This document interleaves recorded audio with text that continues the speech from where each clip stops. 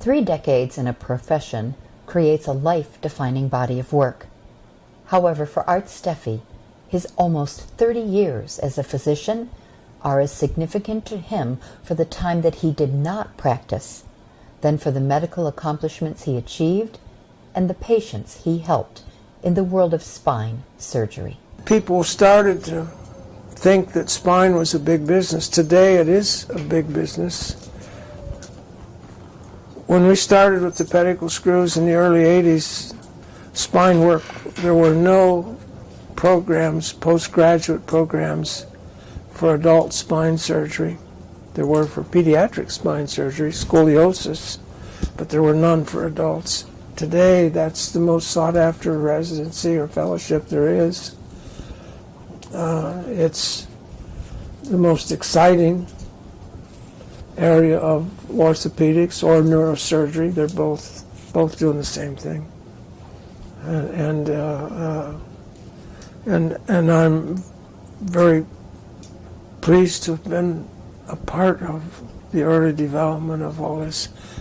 I wish I could have gone on longer. I retired, I felt too early, but I was up to here with the legal side of it. What was the hardest part about walking away? I was perfectly at home in an operating room. I loved it. I could hardly wait to get there. And I miss that.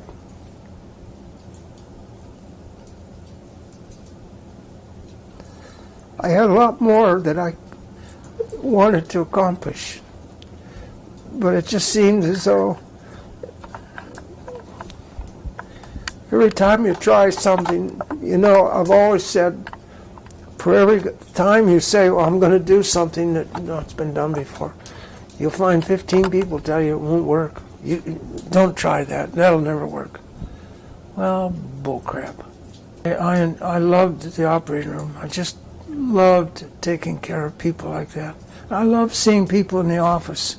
I hated the business side of medicine. I just absolutely detested it. I don't believe I ever once asked who paid their bill.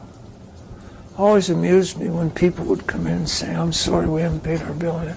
I had no idea.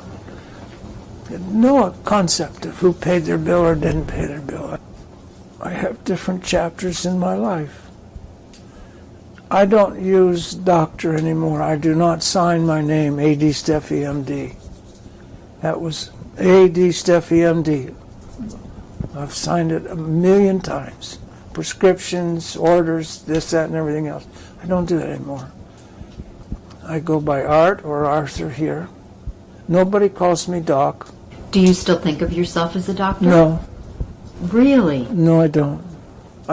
I see a lot of patients, people here who are friends who will call me and say, hey, I've got this terrible back problem and I've had an MRI and I would like for you to look at my MRI and tell me what to do.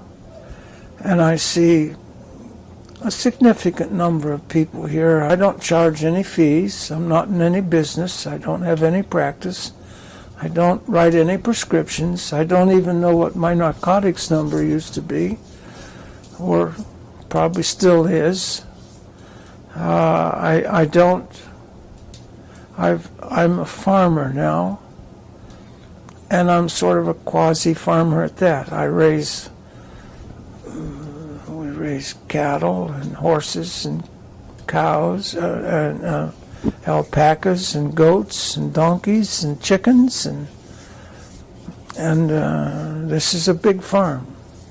How many acres? 1,200. That's not big, that's huge. It depends on where you are. In some parts of this country, like Texas, it's kind of small. Yeah, right. But for Pennsylvania, it's a big farm.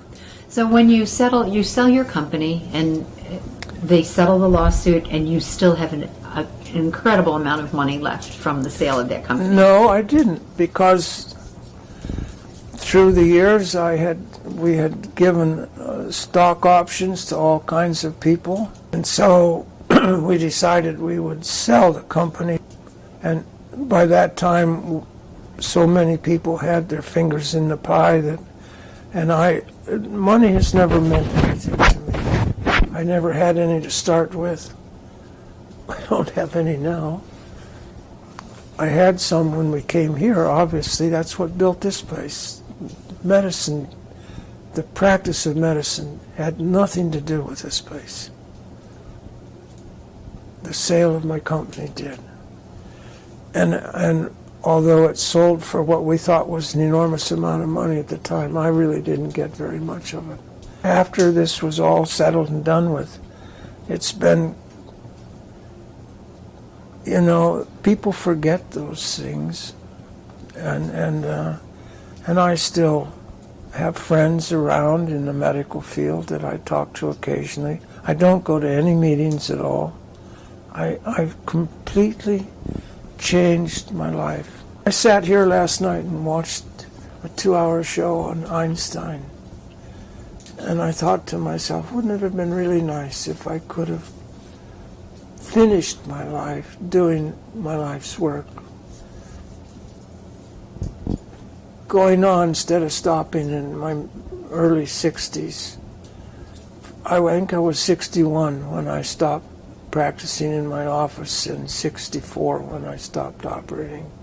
I have regretted, virtually every day, the fact that I gave up when I did.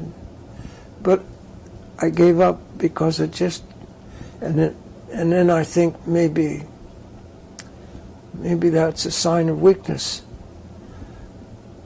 because most of the time people say, oh, you can't do that, and then you say, yes, I can, I'm going to do this, and you go and do it. And I should have adopted that same attitude for my practice and stayed at it longer, but I just couldn't.